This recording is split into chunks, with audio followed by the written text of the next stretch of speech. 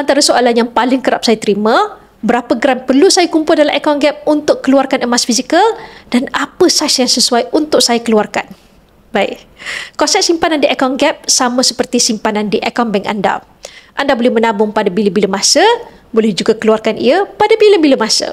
Anda boleh keluarkan emas fizikal mengikut saiz emas fizikal yang Public Gold sediakan.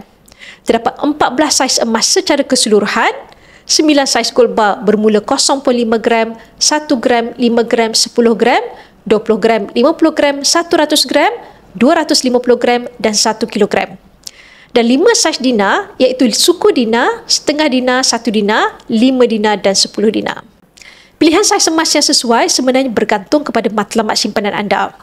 Contohnya jika anda menyimpan untuk ibadah haji T20, anda boleh simpan dalam saiz 1 keping gold bar 100 gram.